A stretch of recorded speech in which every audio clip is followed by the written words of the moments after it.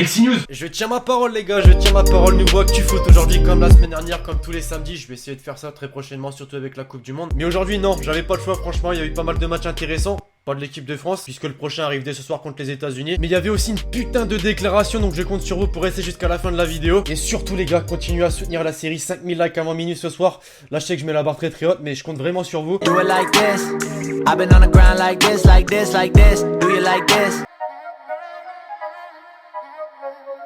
Qui rêverait de ne pas voir ces 5 étoiles sur son logo? Non, sérieusement, ouais, aujourd'hui je me suis mis en mode Brésil, en mode Coupe du Monde 2018. Mais aussi parce qu'il y a eu pas mal de matchs internationaux, amicaux. Mais quand même de matchs très intéressants. C'était le cas notamment tout d'abord de la Belgique qui était opposée à l'Egypte. Grand duel au sommet entre Eden Hazard et moi, Mohamed Salah qui était en vacances. Oui, mais Lexi, on te répète qu'un joueur ne fait pas tout au cours d'un match. C'est vrai. Mais on est d'accord que pour l'Egypte, tu parles de joueurs forts, t'as Mohamed Salah directement. Bon, il y a également Elneny du côté d'Arsenal qui est très très fort et égyptien également. Malheureusement, ça n'a pas suffi et heureusement, c'est qu'un match amical. Les gars, non, est-ce qu'on en parle ou pas? For one last hurrah here for Belgium in this game. Still Batshuayi and Fellaini. Michy Batshuayi, ancien buteur de l'Olympique de Marseille qui met fin à des carrières quelques jours avant la Coupe du Monde 2018. Non, je veux pas être méchant, mais franchement, ce cassage de rein, mon pote, c'est... Arrêtons de parler. Mais l'autre match intéressant qu'il fallait se mettre sous la dent, Portugal-Algérie. C'était plus l'Algérie, c'était l'allergie, voilà. C'est plus l'Algérie, c'est l'Algirou, voilà. En parlant d'allergie, les mecs voulaient que je vous montre ce que m'inflige le pollen actuellement. Non, parce que c'est pas Charlie, moi je vous le dis. Regardez-moi tous ces mouchoirs. Alors non, pensez pas des trucs bizarres, je vous jure que c'est le pollen. Il y a une boîte de mouchoirs vide, mon pote. Je t'en entame une autre, direct. Soutien à ceux qui sont allergiques au pollen, tout comme moi. Pour en revenir à d'autres matchs franchement catastrophiques pour l'Algérie qui n'a pas su répondre présent et... Ouais, comme je vous ai dit, c'était plus l'allergie que l'Algérie, sans vouloir manquer de respect. Après, je vais pas vous faire un résumé de ce match, puisqu'en réalité, c'était pas exceptionnel à regarder. Hein, on va pas se mentir, j'ai plus souvenir de ce qui s'est passé avant le match entre Ronaldo et son fils que le match en entier.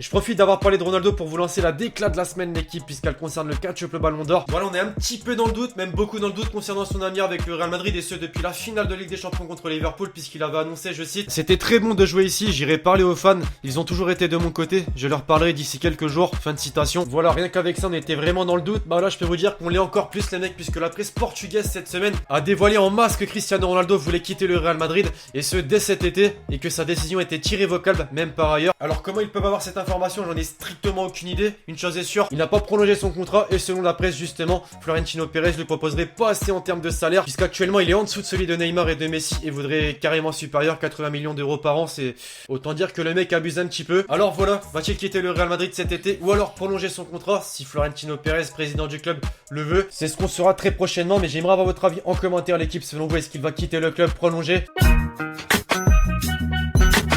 Allez, père Twitter, sur un coup de tête, j'ai envie de vous la lancer dès à présent. Vous me direz quel tweet vous avez préféré cette semaine.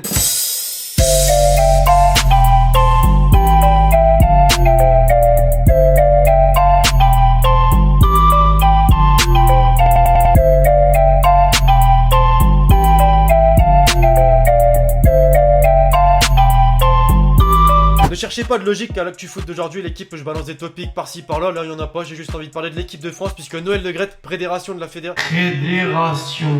de la Fédération française de football est passé à la télé et a dit quelques trucs intéressants que je me devais de vous citer. Comme tout d'abord les primes versées aux joueurs de l'équipe de France, 150 000 € par joueur en cas de qualification en demi-finale, 280 000 € par joueur en cas de qualification en finale. Franchement ça passe ouais, puisque pour vous donner un ordre d'idée, les autres pays comme Espagne, Allemagne c'est bien supérieur, je sais que les joueurs d'Espagnol en cas d'arrivée en finale c'est 850 000 € de prime, ouais c'est quand même bien au-dessus, on est d'accord. Il a parlé également d'Adrien Rabiot. S'en bat les couilles. Hein, je pense qu'on s'en bat les couilles maintenant. Mais il a également parlé des maillots de l'équipe de France. Je sais qu'il a été beaucoup critiqué dès l'annonce. Bah figurez-vous, en tout cas selon Noël Le Graët, que c'est le maillot le plus vendu, maillot international bien évidemment, devant le Brésil carrément. Je pensais pas faire aussi fort puisque le Brésil c'est quand même 5 étoiles, c'est quand même pays qui vit football et pays qui déjà a plus d'habitants et pays qui est plus susceptible de payer plus de maillots que les Français. Enfin, que du positif, hein, je sais pas ce que vous en pensez.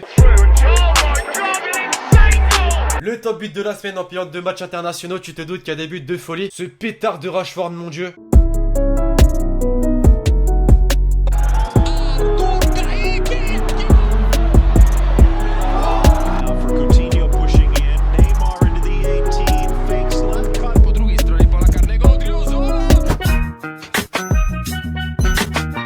Et enfin pour terminer la question Hélène, Griezmann au Barça, t'y crois? Bah en vrai non, c'est chaud de répondre à cette question puisqu'il a annoncé qu'il dirait quoi à partir du mois de juillet après la Coupe du Monde, mais on sait également que depuis quelques mois on l'annonce du côté du Barça justement. Donc moi je dirais que oui, j'y crois, je pense qu'il va rejoindre le Barça. Après, on sait qu'à la fin de saison avec les supporters de l'Atlético Madrid, Griezmann il en a pris un coup quand même, hein. Il a été beaucoup critiqué, sifflé même, et Fernando Torres, joueur qui a quitté le club, lui a glissé quelques messages qui ont dû le faire réfléchir et il se peut également qu'il reste du côté de l'Atlético Madrid. Donc non en vrai je sais pas trop, mais pour en tirer une conclusion, je pense réellement selon moi qu'il va rejoindre le Barça. Vous me direz vos avis en commentaire. Enfin voilà l'équipe, c'est tout pour l'actu foot d'aujourd'hui. Je compte sur vous si vous l'avez kiffé pour me péter cette barre de like comme toujours. Je compte sur vous également pour répondre aux différentes questions posées au cours de cette vidéo, mais aussi surtout à me poser la question avec l'hashtag Hélène pour le prochain épisode. D'ici là, je vous donne rendez-vous très prochainement sur la chaîne YouTube pour une nouvelle vidéo. C'était Lexity. Ciao ciao. J'suis dans ma favela avec mes locaux.